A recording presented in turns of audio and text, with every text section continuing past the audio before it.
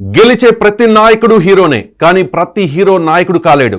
నాయకుడు అంటే గెలిచేవాడు కాదు, నమ్మిన సిద్ధాంతాల కోసం, సైద్ధాంతిక విలువల కోసం, అవి నమ్మి నడిచే వ్యక్తుల కోసం నీడై నిలబడేవాడు, తోడై నడిపించేవాడు, వారి గమ్యంలో గెలుపును చూసుకునేవాడు, వారి గెలుపులో మరో గమ్యాన్ని వెతుక్కునేవాడు. అలాంటి అరుదైన నాయకుడే నా నాయకుడు, the political game changer of current Indian politics, Pawan Kalyan. ఈ మాటలన్నది మెగా బ్రదర్ కొణిదెల నాగబాబు. ఆనాటి ప్రజారాజ్యం నుంచి ఈనాటి జనసేన వరకు అన్నకు తమ్ముడిగా, తమ్ముడికి అన్నగా, కొండంత అండగా మెగా ఫ్యామిలీకి టవరింగ్ పర్సనాలిటీగా ఉన్నారు నాగబాబు. అన్న చిరంజీవి గురించి కానీ, తమ్ముడు పవన్ కళ్యాణ్ గురించి కానీ ఎవరైనా తప్పుగా మాట్లాడితే వారి తాట తీయడం నాగబాబు నైజం. వ్యక్తిగత జీవితంలో ఎంత రెబల్గా ఉంటారో రాజకీయాల్లో అంతకు మించి లౌక్యంగా ఉంటారు. తమ్ముడి మాటకు ఎదురు చెప్పరు. వయసులో చిన్నవాడైనా తనకు పవన్ తమ్ముడైనా అధినేతను అధినేతగానే చూస్తారు. జనసేన పార్టీ జనరల్ సెక్రటరీగా అధ్యక్షుడు పవన్ కు ఆ గౌరవం ఇస్తూనే ఉంటారు. టీడీపీతో పొత్తు విషయంలో గత అనుభవాల దృష్ట్యా మెగా ఫ్యామిలీలో భిన్నాభిప్రాయాలున్న నాగబాబు మాత్రం పవన్ మాటే శాసనంగా భావించారు. వ్యూహం తమ్ముడికి వదిలేసి ఆరోగ్యం సహకరించకున్న పార్టీ గెలుపు కోసం పనిచేశారు. పిఠాపురంలో పవన్ను ఓడించేందుకు వైసీపీ నేతలు ఎన్ని కుట్రలు చేసినా వాటన్నిటినీ సమర్థవంతంగా తిప్పికొట్టారు నాగబాబు.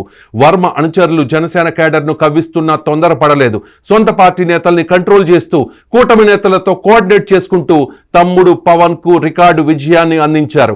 ఇక ప్రజారాజ్యం సమయంలో యువరాజ్యం అధ్యక్షునిగా పవన్ బాధ్యతలు నిర్వహిస్తుంటే అన్న చిరంజీవి విజయం కోసం తిరుపతి, పాలకొల్లుల్లో ప్రచారం చేయడంతో పాటు 50కి పైగా నియోజకవర్గాల్లో నాగబాబు పీఆర్పీ అభ్యర్థుల కోసం ప్రచారం చేశారు. అన్న చిరంజీవి జోలికి వచ్చిన ఏ ఒక్కరిని వదిలిపెట్టలేదు నాగబాబు.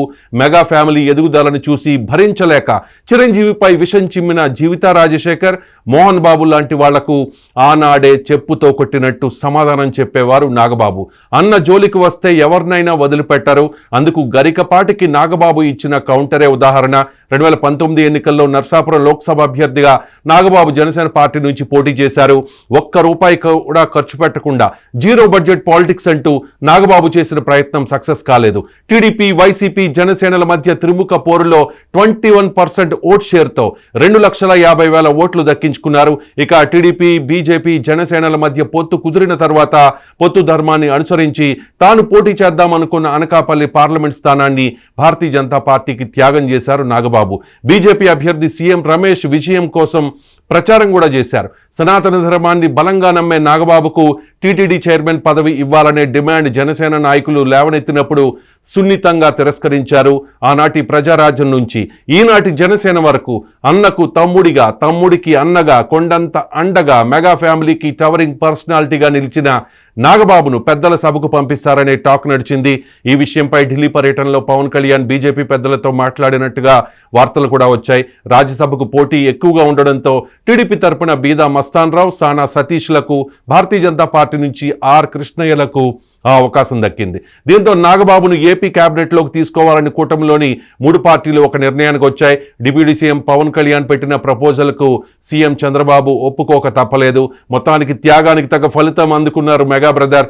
నాగబాబు మినిస్టర్ కావడం ద్వారా మెగా ఫ్యామిలీ ఒక సరికొత్త రికార్డును నెలకొల్పినట్టయింది.